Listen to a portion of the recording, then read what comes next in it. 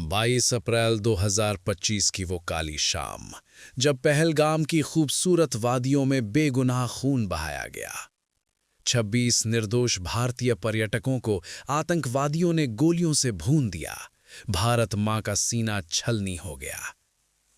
पूरा देश सदमे में था, लेकिन इस बार भारत ने चुप रहने की नहीं, जवाब देने की ठानी।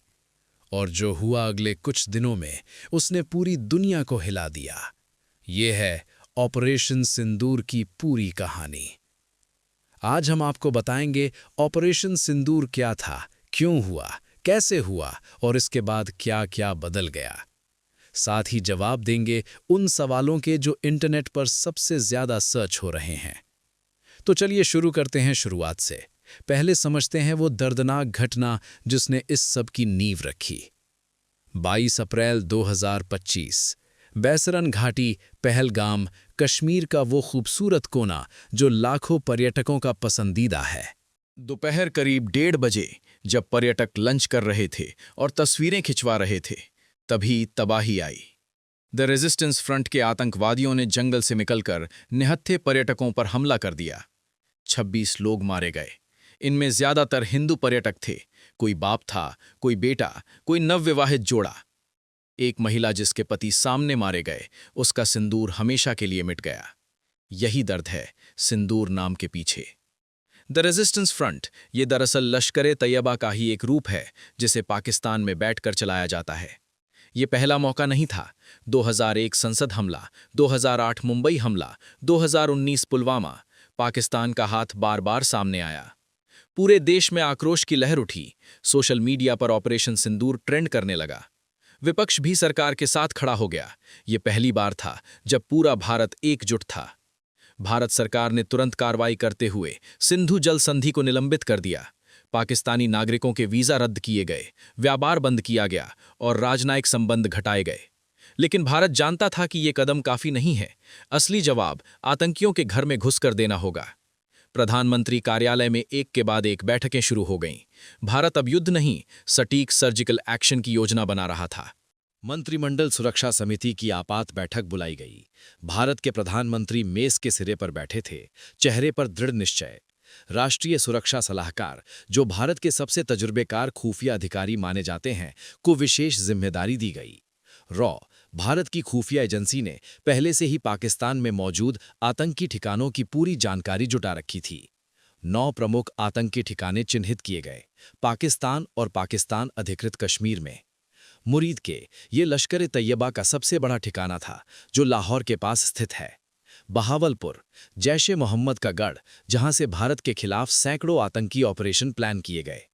पाक अधिकृत कश्मीर में मुजफ्फराबाद और कोटली, यहां से आतंकी भारत में घुसने की ट्रेनिंग लेते थे। भारतीय वायुसेना, नौसेना और थल सेना के जॉइंट ऑपरेशन की योजना तैयार हुई। कोड नेम रखा गया ऑपरेशन सिंदूर। राफेल, मिराज 2000 और सुखोई जेट्स को तैयार रखा गया।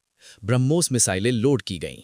S-400 और आकाश मिसाइल सिस्टम को हाई अलर्ट पर रखा गया, पाकिस्तान के किसी भी जवाब को नाकाम करने के लिए। 6 मई की रात को, जब दिल्ली में देर रात थी, अंतिम ब्रीफिंग हुई। सब कुछ तय था। प्रधानमंत्री ने हरी झंडी दे दी, भारत माता की जय, और ऑपरेशन सिंदूर शुरू हो गया। 6 और 7 मई 2025 की रात, ये वो रात थी जब इतिहास बदला। रात के अंधेरे में भारतीय विमान उड़ान भर रहे थे। पाकिस्तान पूरी तरह बेखबर था। उन्हें जरा भी अंदाजा नहीं था कि अगले कुछ मिनटों में क्या होने वाला है। रात 1:44 पर पहली मिसाइल ने अपना टारगेट लॉक किया। ऑपरेशन सिंदूर की शुरुआत हुई। मुरीदके में लश्कर का कंट्रोल सेंटर, भारतीय मिसाइल ने सटीक निशाना लगाया। एक जोरदार धमाका हुआ। बहावलपुर में जैश-ए-मोहम्मद का मुख्यालय, दूसरी मिसाइल ने उसे भी राख कर दिया। एक के बाद एक 9 ठिकाने, सटीक, सुनियोजित और निर्णायक। हर मिसाइल अपने टारगेट पर लगी। भारत ने एक साथ लॉइटरिंग म्यूनिशन भी इस्तेमाल किए, जो हवा में घूमकर सटीक टारगेट को नष्ट करते हैं। भारत ने साफ कहा, यह हमला पाकिस्तानी फौज पर नहीं, सिर्फ आतंकी ठिकानों पर। यह संयम था, कमजोरी नहीं। पूरी दुनिया देख रही थी। अमेरिका, रूस, यूरोप, सभी की नजरें भारत पर थीं। ऑपरेशन का पूरा डेटा, ग्राउंड रिपोर्ट, सैटेलाइट तस्वीरें भारतीय वायुसेना ने दुनिया के सामने रखा। इस ऑपरेशन में भारत का एक भी सैनिक शहीद नहीं हुआ। ये हमारी सेना की तकनीकी श्रेष्ठता का प्रमाण था। राफेल ने जो साबित किया वो था भारत की वायुसेना की नई ताकत। 2025 का भारत 1999 का कारगिल वाला भारत नहीं है। ऑपरेशन सिंदूर सुबह के उजाले से पहले पूरा हो गया। सुबह जब पाकिस्तान जागा तो उसके 9 आतंकी ठिकाने धूल में मिले हुए थे।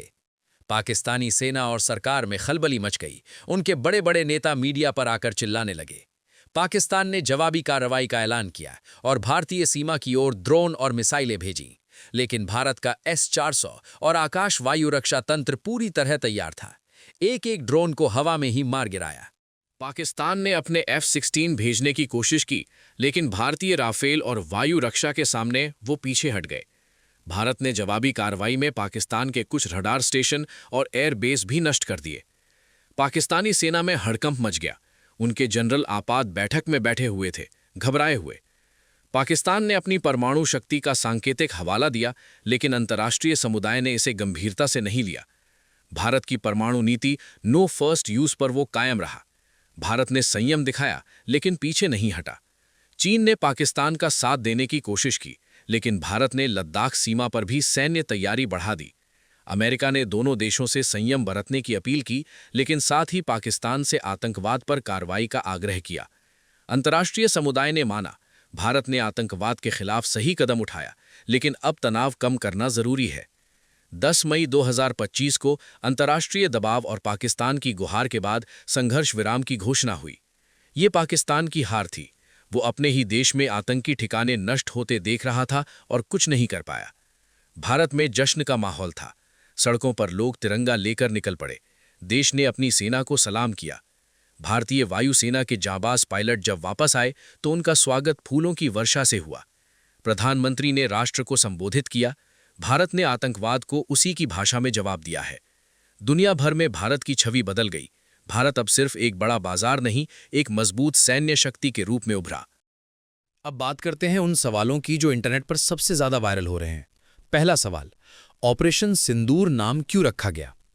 सिंदूर हिंदू परंपरा में सुहागन स्त्री की पहचान है। पहलगाम में कई महिलाओं के पति मारे गए, उनका सिंदूर मिट गया। इस ऑपरेशन का नाम उन्हीं की याद में रखा गया, उनके दर्द का बदला। यही है सिंदूर का संदेश। दूसरा सवाल, क्या भारत ने परमाणु युद्ध का जोखिम उठाया? बिल्कुल नहीं। भारत ने सिर्फ आतंकी ठिकानों पर हमला किया, पाकिस्तानी सैन्य ठिकानों पर नहीं। ये एक सीमित और सोची समझी कार्रवाई थी। तीसरा सवाल, क्या पाकिस्तान ने परमाणु हथियारों की धमकी दी? हाँ दी, लेकिन ये खोखली धमकी थी। भारत ने अपनी नो फर्स्ट यूज नीति पर अमल किया।